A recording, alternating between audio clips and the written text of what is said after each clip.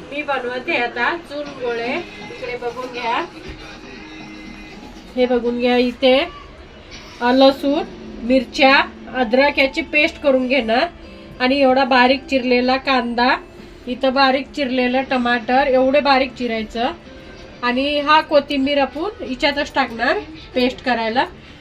इथं बेसन घेतलंय आणि हे फोडणीसाठी लसूण, इथं कढीपत्ता आणि वरून टाकायला हा कोथिंबीर थोडंसं। तर आपण पुढची तयारी करूया। हा अद्रक लसूण हे आपण याची पेस्ट बनवून घेणार आहे। हिच्यात आपण लसूण टाकून घेणार फोडणीसाठी,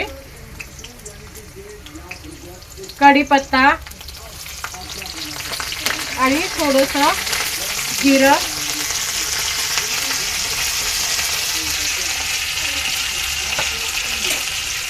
तर हे कांदा टाकून घेणार। कांदा थोडासा लाल ब्राऊन होणार तेव्हा हे टमाटर टाकून देणार आपण।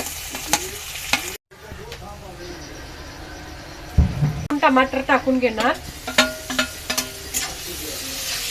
आणि हिच्यात हे बघा ही पेस्ट करून घेतली होती अद्रक लसूण आणि हिरव्या मिरच्या आणि कांदा, हे लसूण आपण हे 2 चम्मच टाकून घेणार हिच्यात, थोडं अजून जास्त।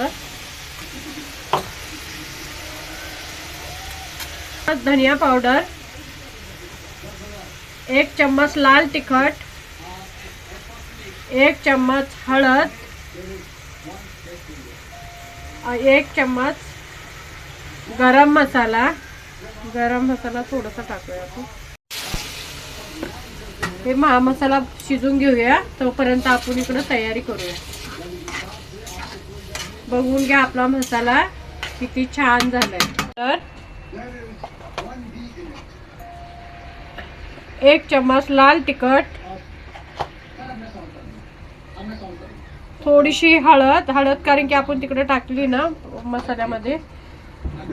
इथं 1 चम्मच गरम मसाला आणि ही अद्रक लसूणची पेस्ट 2 चम्मच टाकून घेणार। अर्धा चम्मच तेल, तर याच्यात आपण पाणी टाकणार आहे। हे बघून घ्या, जास्त खारट नाही करायचं आपल्याला। टाकून मळून घेतलंय, तर आपण याच्यात याला उकळी आली की आपण याच्यात चून गोळे सोडून टाकणार घ्यायचे।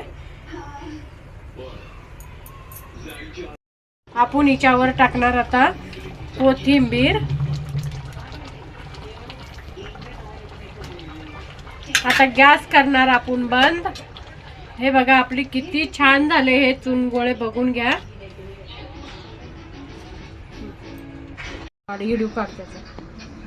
चून गोळे तयार, बघून घ्या किती छान झाले। आणि माझ्या चॅनलला हे बघून घ्या चून गोळे, मी खाऊ नाही शकत, गरम आहे खूप। आणि सबस्क्राईब करा माझ्या चॅनलला, लाईक करा, शेअर करा, सबस्क्राईब करा। थँक्यू।